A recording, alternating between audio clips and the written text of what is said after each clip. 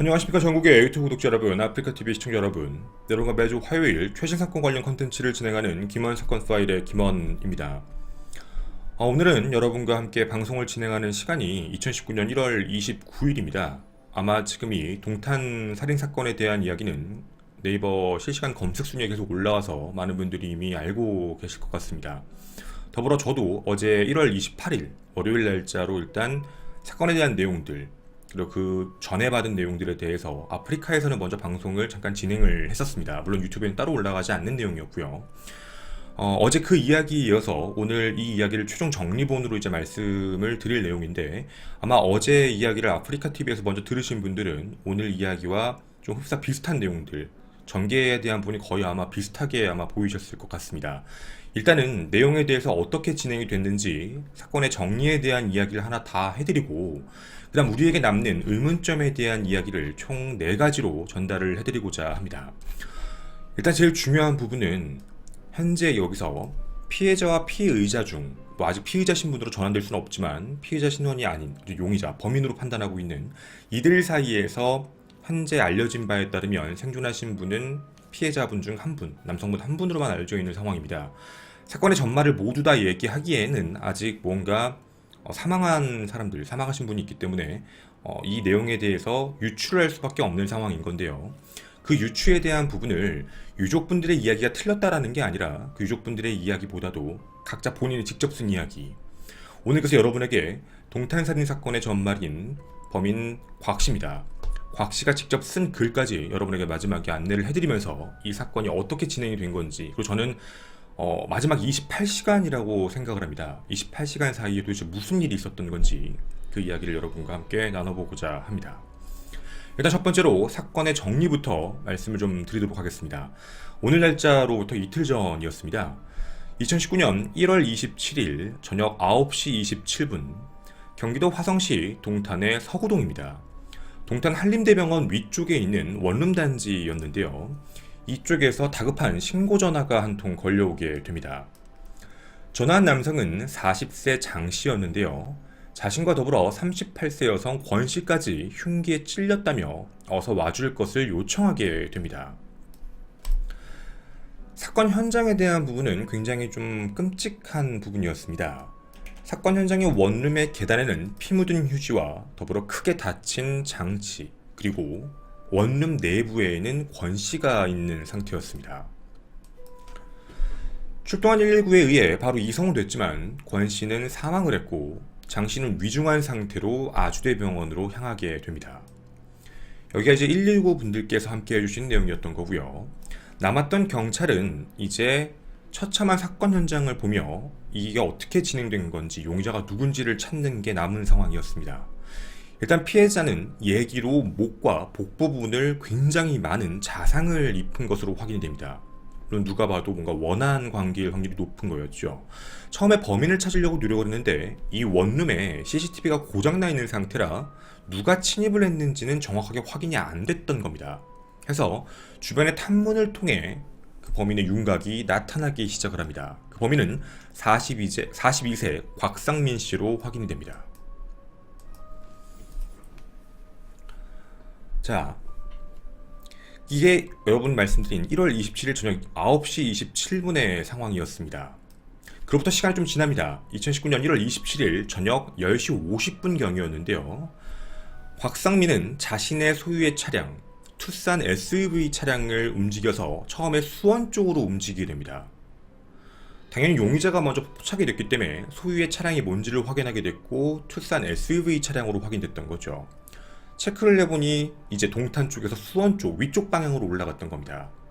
그렇게 10여 분 정도를 뒤쫓았는데 이 차량은 용인 쪽 방향, 우측 방향으로 틀기 시작을 했던 거죠.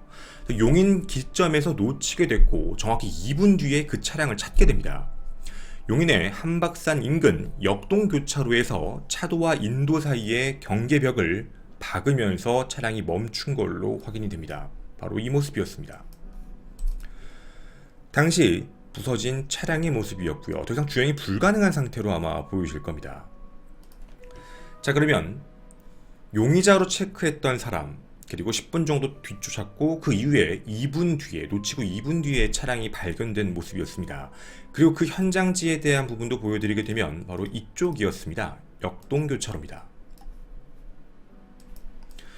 보시는 것처럼 이쪽 부분, 아마 이쪽 수원에서 오는 부분 쪽에서 이쪽으로 튼 것 같습니다. 그 틀고 계속해서 직진 방향으로서 도주를 한 것으로 보여지게 되는데, 여기가 계속 도주하면 일방적인 길입니다. 그리고 이쪽 끝에 다 달았을 때쯤 보시는 바와 같이 이제 또 고속도로 하나 올라가는 이 길이 하나 나와 있는데요. 아마 이 길로 도주할 접근 계획이었던 걸로 확인이 됩니다. 이쪽에서 좌측 방향으로 차량을 돌렸을 때 아마 미끄러지는 바람에 여기서 사고가 나지 않았나 라는 추측입니다. 그리고 여러분이 보시는 것처럼 이쪽에서 미끄러졌다라는 가정에 차량이 여기서 멈추게 되면 바로 정면 부여가 바로 한박산입니다. 이쪽으로 올라갈 계획이었지만 아까 보여드린 사진에서도 보시면 눈이 굉장히 많이 조금 내려있는 상태라 길이 미끄러운 상황이었던 거죠. 2019년 1월 27일 저녁 11시 이후였습니다. 인근 CCTV, 아까 보셨지만 길을 따라가는 곳에 아파트도 있고요, 주택도 있기 때문에 그곳에서 곽 씨의 모습이 아예 보이지 않게 됩니다. 경찰은 그래서 한박산 방향으로 분명 도주했을 것으로 판단을 하고 경찰 헬기 등을 투입하며 바로 수색에 들어갔던 겁니다. 그 이후 2019년 1월 28일이 됩니다. 그리고 오늘 2019년 1월 29일까지 수색을 했지만 흔적을 발견하지 못하게 되고, 경기 남부지방경찰청의 광역수사대는 전담팀을 따로 꾸리고 한박산 인근이 아닌 다른 지역으로 도주한 것 같다라는 걸 확인하게 됩니다. 일종의 매뉴얼이었습니다. 바운더리 내에 있을 거다라고 판단했지만 그 외부에서 흔적이 확인되기 시작하면서 외부의 도주로 체크가 됐던 거죠. 그렇게 2019년 1월 29일 오늘 낮이었습니다. 공개 수사로 전환하며 바로 곽상민의 신원이 공개가 됩니다. 신장 180cm 정도의 다부진 체격, 그리고 보시는 이런 의상을 옷을 입고 있다. 그리고 어떤 사건을 저질렀고 위치에 대한 부분은 얘기하지 않았습니다. 다른 지역에 있다 정도로만 얘기하고 이제 제보를 받는다 라는 얘기였죠. 그리고 오늘 굉장히 다급하게 일이 진행됩니다. 1월 29일 오늘 7시 8분 한 통의 제보 전화가 경찰에 걸려오게 됩니다. 충남 천안역이었는데요. 천안역 부근에서 대전으로 가자는 한 손님의 요구를 받았던 택시기사 분께서 탑승을 시키려고 하는 그 순간 인상착의가 공개 수배된 사람과 되게 비슷하다라고 판단했던 겁니다. 즉 곽씨였던 거죠. 그래서 자기가 신고해야겠다라는 생각 때문에 지금 택시가 줄을 서고 있으니까 앞에 있는 택시를 타십시오 라고 얘기를 한 뒤에 바로 112에 신고를 했던 겁니다. 그리고 어떤 차를 탔다, 그 차량 번호가 몇 번이다 라고 제보를 했고, 경찰은 그 택시 쪽으로 연결을 한 뒤 그 택시가 어느 방향으로 간지를 확인했던 겁니다. 근데 이 택시가 갑자기 처음에는 대전 쪽으로 가자라고 자기한테는 얘기했는데 최종적으로는 전북 전주로 가자라고 얘기를 했던 겁니다. 전북 전주라고 얘기했을 때 곽씨라고 확정을 내렸던 이유가 뭐였냐면 두 가지 근거였습니다. 일단 벗어났다라고 판단한 건 지하철을 탔다라는 게 확인됐던 거죠. 아마 천안까지는 지하철을 탄 것으로 확인됐고, 그 이외에 대전 쪽으로 가는 것과 전주 쪽, 근데 전주가 곽씨의 고향입니다. 자, 아마도 곽씨일 거라는 판단에 추적을 바로 시작을 했던 겁니다. 그리고 오늘 저녁 8시 30분쯤이었습니다. 그렇게 차량이 이동하는 루트를 확인한 경찰은 중간에 검문을 준비하고 있던 거죠. 충남 부여 사비문 근처에서 이 택시를 세운 뒤 곽씨 검거에 성공을 하게 됩니다. 하지만 검거 과정에서 곽씨는 가지고 있던 흉기로 가슴, 복부 등을 약 10여 차례 정도 자해를 하고 크게 다치고, 그렇게 바로 병원으로 옮겨졌지만 8시 50분쯤 과다출혈 쇼크사로 사망하게 됩니다.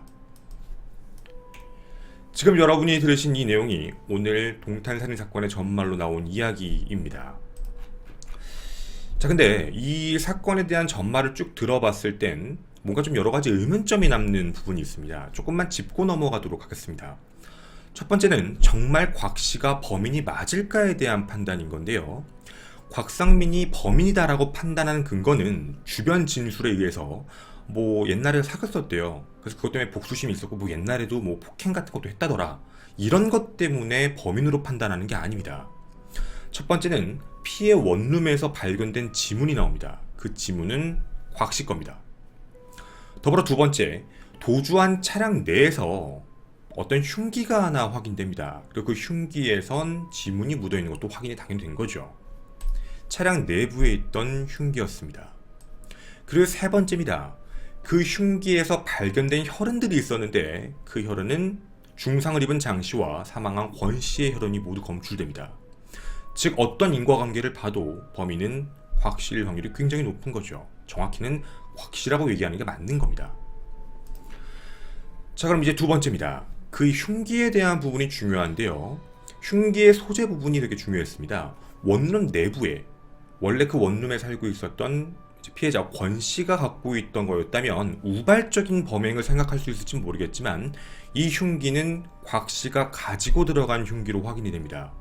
즉 그렇게 얘기하게 되면 계획범죄였다라는 얘기죠. 뭔가 죽일 마음이 있었는지 아닌지는 알 수 없지만 어쨌든 뭔가 마음처럼 안 되면 충분히 살해까지 갈 수 있다라는 판단, 위험용을 넘어서서 칼을 가지고 들어간 계획범죄로 판단할 수 있는 부분이 됩니다. 그럼 이제 의문점 세 번째가 바로 이 부분입니다.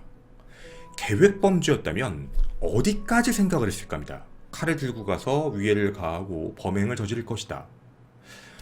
자, 분명 살인의 의도가 있었다는 건 알 수 있습니다. 근데 그 이후의 행적이 되게 의구심을 많이 갖게 합니다.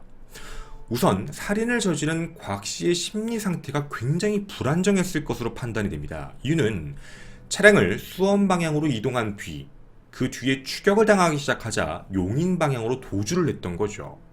이후 용인 쪽에서 다시 한쪽으로 어떻게 보면 몰렸던 겁니다. 급하게 차량을 다른 쪽으로 이동하는 과정에 차량이 미끄러지게 되고 사고가 나게 되자 그 다음에 산으로 도주했다라는 부분인 거죠. 즉 심리 상태로는 굉장히 불안하고 떨렸을 상황이다라고 보여지는데 도주하고 추적을 당할 것까지 과연 예상을 했을까에 대한 문제입니다. 일단 되게 많이 남는 의구점인 거죠. 도주도 계획을 했을까? 그 후 눈앞에 보였던 한박산으로 진입을 하게 됩니다. 근데 어떻게 보면 산으로 들어가는 부분이 굉장히 위험하고 그리고 그렇게 어떻게 너무 무서워서 들어갔다라고 볼 수 있을지는 모르겠지만 평상시에 곽 씨는 운동을 되게 좋아하는 성격이었고 저희도 알아본 바에 따르면 여러 동호회에 가입이 된 상태입니다. 즉 평소에 산을 타는 걸 굉장히 좋아했던 사람으로 어떻게 보면 경험이 되게 많은 부분이었던 거죠. 그리고 이 산 자체가 등산로가 그렇게 뭔가 복잡하게 만들어져 있는 게 아니라서 뭐 길을 잃거나 이런 부분은 크게 있지 않은 어떻게 보면 산책로처럼 움직일 수 있는 충분히 가능했던 곳이기도 합니다. 그럼 시간적인 부분으로 봤을 땐 꽤나 빠르게입니다. 빠르게 이 산을 통과했을 것으로 보여지고 있는 거죠.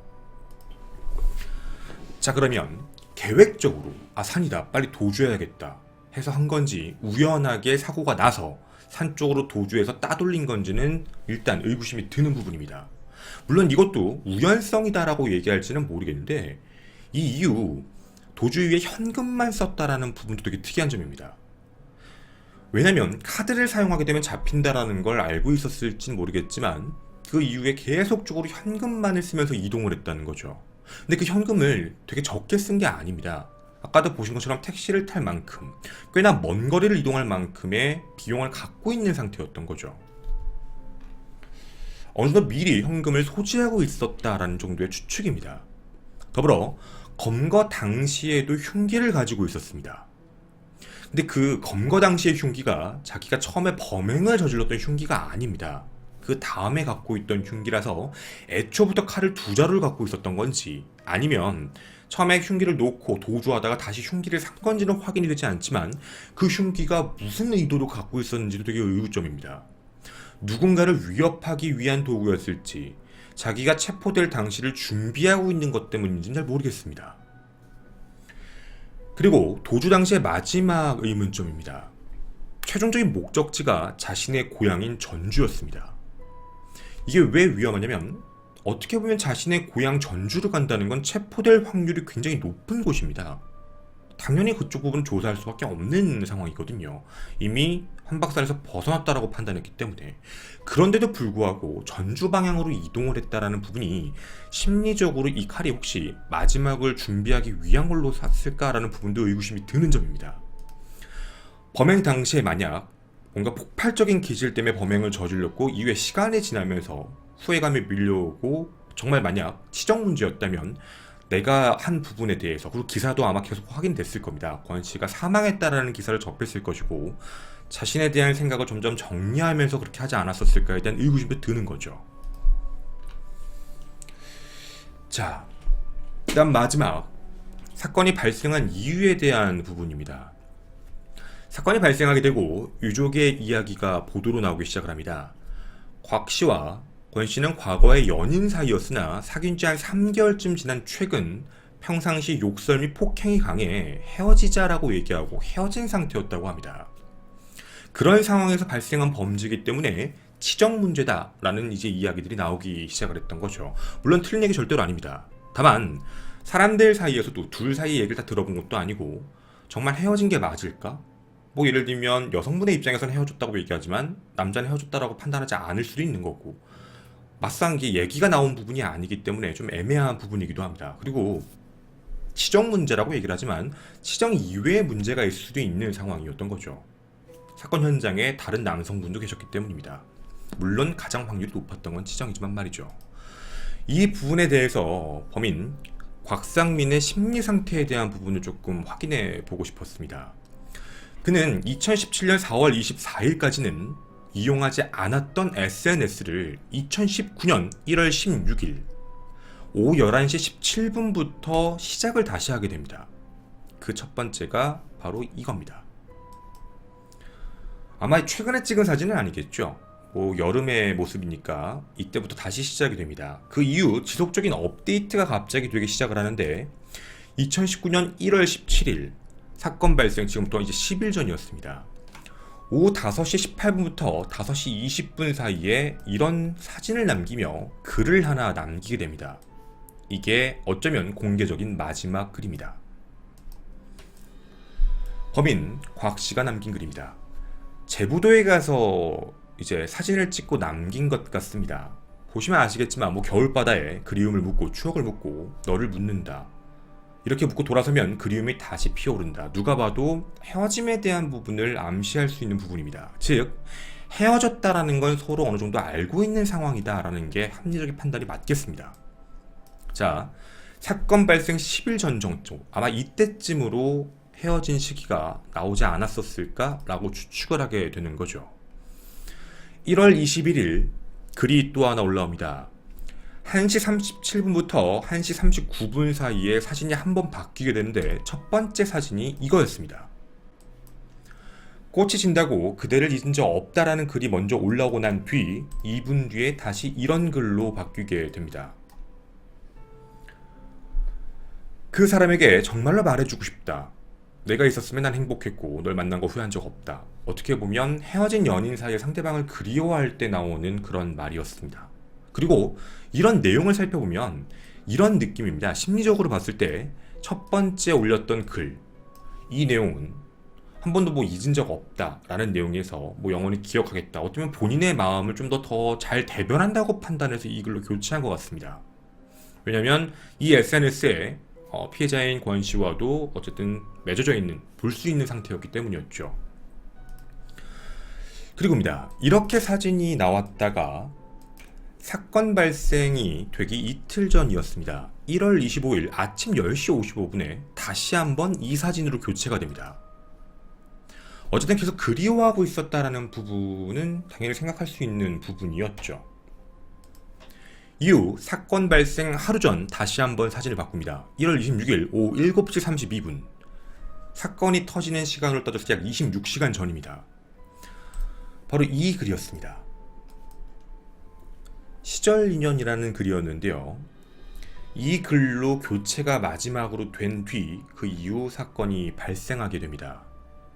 근데 이 내용을 잘 살펴보게 되면 이런 내용입니다. 맨 마지막에 보면 뭐 애쓰지 않아도 만나게 될 인연은 만나게 되어 있고 만나지 못할 인연은 만나지 못한다 해서 그 뭐 때가 있다, 뭐 이런 어느 정도의 체념 이런 걸 할 수 있는 그런 글입니다.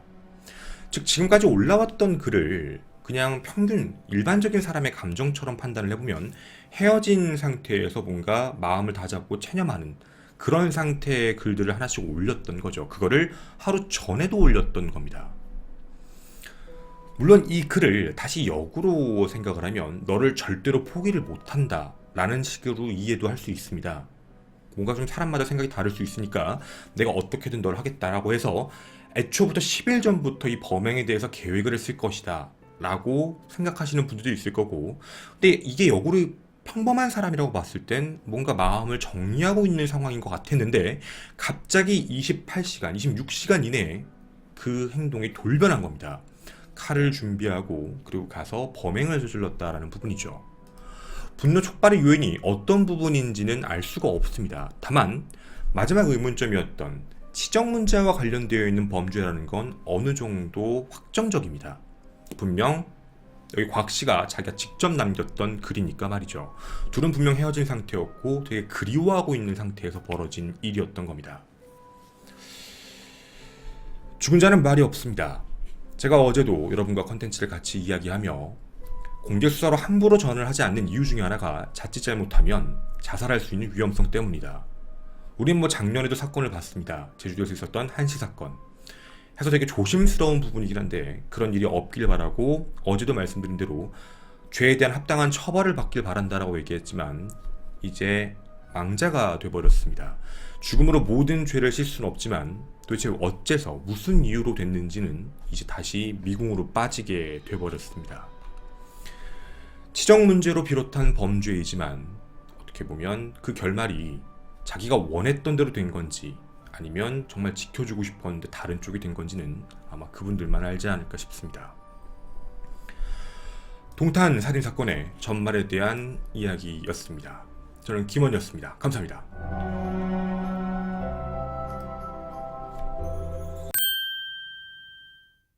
왜 애초부터 빨리 공개 수사 전환을 하지 않았느냐에 대한 의문점도 많이 말씀을 하지만 공개 수사에는 분명히 원칙이라는 게 있기 때문에 쉽지가 않습니다.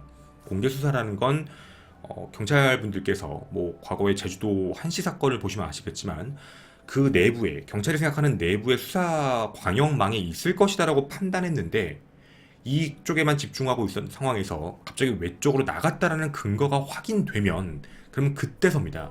그때서 이제 공개 수사로 전환하는 경우가 많은데 지금 이 경우는 한백산 쪽으로 갔다라는 걸 봤기 때문에 그 안에 있는 부분을 철저하게 수사를 하다가 외부에 나갔다라는 게 확인이 되기 시작하면서 이제 전환을 한 부분이라서 이게 공개 수사를 함부로 할 수 없는 이유가 한백산 안에 나갔다 안 나갔다가 확인되지 않은 상태에서 한백산 바깥으로, 근데 이게 만약에 공개 수사를 바꿔버리게 되면 수사 인력이 분산될 수도 있습니다. 그러니까 분산된다는 게 뭐냐면 외부에서 계속 전화가 오는 그쪽도 확인을 해야 되기 때문에 한박산에 대한 부분을 조사할 수 없는 것, 그리고 한박산 이외를 조사할 수 없는 방법이죠. 근거가 아예 없는 상황이 되어버리니까. 그래서 계속 수사를 하시다가 결국에는 이제 최종적으로 그렇게 좀 시간이 좀 걸렸겠지만 그렇게 해서 결정이 났던 부분이었던 겁니다.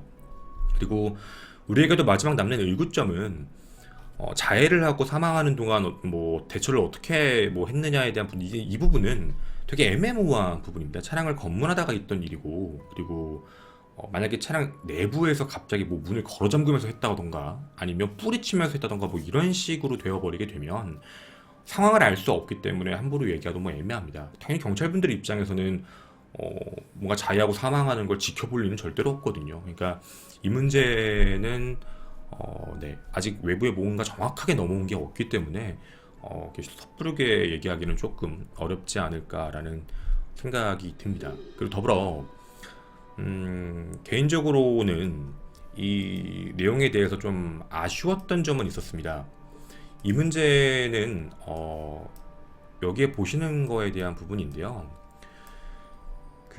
어디서 새어나왔는지 잘 모르겠습니다. 신고자, 제보자의 신원이 노출되지 않도록 비밀을 절대 보장하겠다라는 이야기인데 이게 애초에 기사가 떴을 때부터 택시기사님이 그랬다라는 게 기사가 떠버렸습니다. 그래서 저 부분은 조금 어떻게 보면 처리에 대한 부분이 좀 아쉽지 않았나. 저렇게 되면 위험하죠. 사실 지금 이게 체포가 됐으니까 상관이 없겠죠. 체포가 안 되고 사망해서 그렇긴 하지만 만약 검거가 되고 징역이 나와 나중에 나온다라고 했을 때는 제보하신 분 입장에서는 그렇게 좋은 게 아니기 때문에 이 문제는 조금 생각을 해봐야 될 문제가 아닌가라는 생각은 좀 듭니다.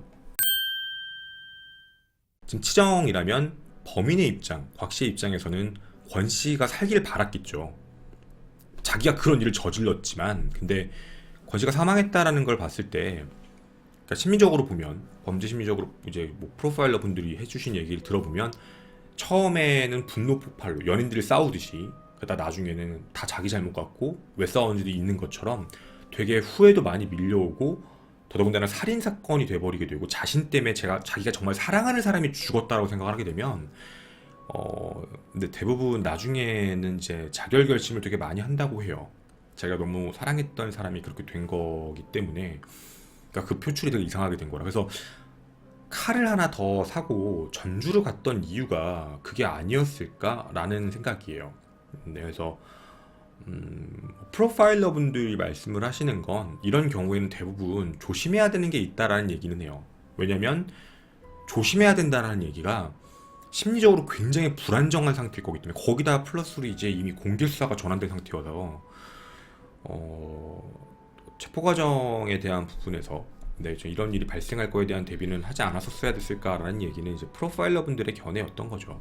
네, 그러니까 그런 일이 충분히 발생될 수도 있다라는 생각. 대부분 그런 쪽으로 결말이 많이 나기 때문에 그 부분에 대한 아쉬움을 말씀을 하시는 물론 이제 발생된 뒤에 나오는 얘기니까 네, 어쨌든 뭐 프로파일러 분들은 그렇게 많이 말씀을 하시더라고요.